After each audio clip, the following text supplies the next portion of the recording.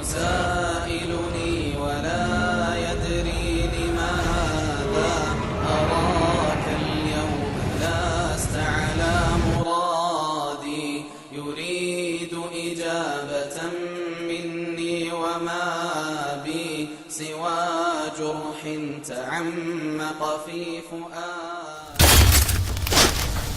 Rose like to Islam. It was a dream, but now, alhamdulillah, it's a reality. There's a brother that I knew him before Islam. He's from South London, just like me. He went to the same secondary school as me, and he was 1 year younger than me. Before the deen, he was a pretty bad individual, had a bit of street cred, known to do bad things. All praise to Allah subhanahu wa ta'ala. Allah guided him to Islam. And I remember when I heard the news that he became a Muslim, I was happy to hear this.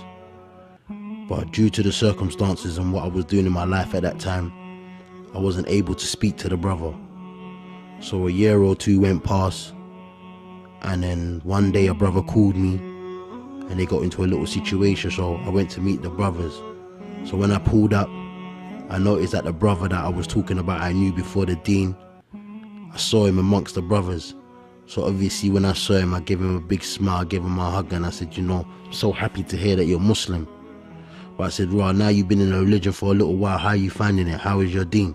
How is your iman? How are you finding it being a Muslim? The brother said to me, you know what, I love Islam, I love the deen, but to be honest with you, I'm struggling. I'm finding it hard, it's not easy. I'm trying my best, but I'm going through the trials and tribulations, I'm going through the fitna. So I said to the brother, at the end of the day, don't make shaitan play with your head. We're all going through these trials and tribulation. We're all struggling out here. I've been Muslim longer than you and I'm still struggling, I'm still finding it hard. But no matter what you're doing, make sure you pray 5 times a day. No matter what haram you're doing, keep your connection between you and Allah, and inshallah Allah will aid you. And he was nodding his head and he was agreeing. Me and the brother, we spoke for about 45 minutes, then I had to leave, so I gave the brother my number and I said, if anything, just holler at me, we'll talk over the phone inshallah. Anyway, a few months went by, I got a phone call one morning, a brother called me, he's like, Salaam alaikum. I'm like, wa alaikum salam. I'm like, what's happening, Aki, you alright? He's like, Raj, didn't you hear what happened last night? I'm like, no, what, tell me what happened last night? He goes, oh, the brothers went out, couple of the brothers, couple other people went out, and that brother that I'm talking about now got into a little situation in a nightclub, and cut a long story short, someone pulled out a gun and shot him in his head. So I was like, subhanallah, is he okay? Is he in hospital? Like, what hospital is he in so I can go and see him? He's like, nah, Aki, the brother passed away. So I said, where did he pass away? In a nightclub? He said, yeah, he passed away in a nightclub. Now, why am I telling you this story? The reason I'm telling you this story is for you to think about your life. You plan, but Allah subhanahu wa ta'ala is the best of planners. Many of us think we've got time. Many of us think that, I'm going to practice later on in my life.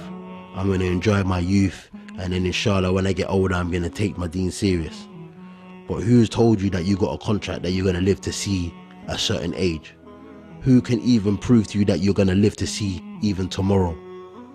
So as a Muslim, we need to think and be careful and realize our purpose of life. Another thing we have to remember is that, subhanAllah, I'm sitting here doing this reminder today, 4 years on, and wallahi, I completely forgot about the brother, and nobody don't talk about him. So there's another thing that we need to think about. You could be the man today, everyone knows you, everyone's phoning your phone, but once you pass away, life goes on, people move on. So you need to think about your life. Think about the people that you're spending your time with. Think about the people that you choose to be your companions, because at the end of the day, they're your companions today, and tomorrow they could be your enemies. Now, many people on the street are going through the street life, going through the struggle, and many brothers as well are going through the same kind of hardship. But we haven't got that as much as excuse as the other people, because we've got the best example. We've got a role model to look up to, the Prophet Muhammad sallallahu alaihi wasallam. As a Muslim, we can't make no excuses. We've got guidance, but it's whether we want to choose to accept and take the guidance or not. We have to remember why we became Muslim, why we accepted Islam, and understand our purpose of life and be clear upon it. Because at the end of the day, when Allah subhanahu wa ta'ala is ready to take your soul, there won't be no delay. We never know when we're gonna go. Some of us live a long life, some of us live a short life, but we know certainty that we're gonna die. So we need to prepare ourselves for the hereafter and do as much righteous deeds and pray that we don't have an evil end. We ask Allah subhanahu wa ta'ala to forgive this brother's sins and any other brother or sister who's died in a state like this. Ameen.